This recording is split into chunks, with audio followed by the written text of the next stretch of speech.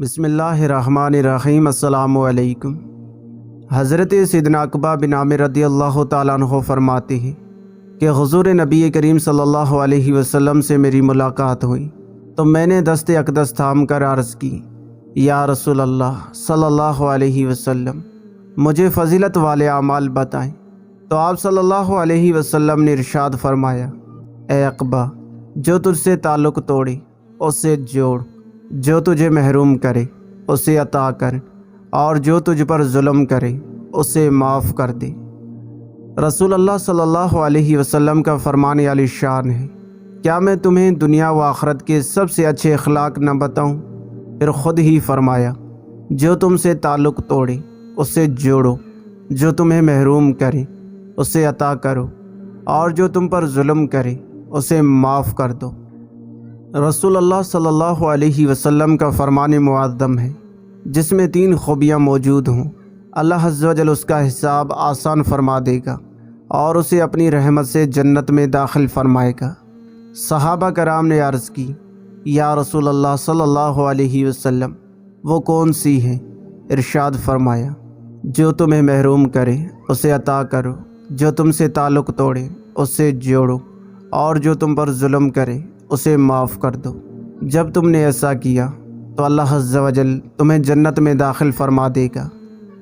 رسول کریم صلی اللہ علیہ وسلم نے ارشاد فرمایا، سب سے زیادہ فضیلت والا عمل یہ ہے کہ جو تجھ سے تعلق توڑے اس سے جوڑ، جو تجھے محروم کرے اسے عطا کر، اور جو تجھے گالی دے اسے معاف کر دے۔ حضور نبی پاک صلی اللہ علیہ وسلم کا فرمان عالی شان ہے، کیا میں تمہیں ایسا عمل نہ بتاؤں کہ جس کی وجہ سے اللہ عز و جل عزت اور بلند درجات عطا فرماتا ہے؟ راوی کہتے ہیں، صحابہ کرام نے عرض کی، جی ہاں یا رسول اللہ صلی اللہ علیہ وسلم۔ ارشاد فرمایا، جو تم سے جہالت کا برتاؤ کریں تم اس سے بردباری سے پیش آؤ، جو تم پر ظلم کرے تم اسے معاف کر دو، جو تمہیں محروم کرے تم اسے عطا کرو، اور جو تم سے تعلق توڑے تم اسے تعلق جوڑو۔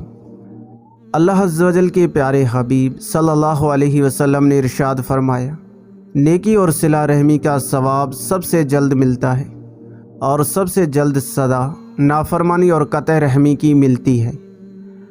رسول اللہ صلی اللہ علیہ وسلم کا فرمان عالی شان ہے، قطع رحمی، خیانت اور جھوٹ سے بڑھ کر کسی گناہ کی سزا دینے میں اللہ عز و جل جلدی نہیں فرماتا کہ آخرت میں بھی اس کی سزا دے اور دنیا میں بھی۔ بلا شبہ ثواب کے اعتبار سے سب سے جلدی صلہ رحمی کا ثواب ملتا ہے، یہاں تک کہ کسی کے گھر والے فقیر ہوں اور آپس میں صلہ رحمی کریں تو ان کے اموال بڑھ جائیں گے اور تعداد بھی زیادہ ہو جائے گی۔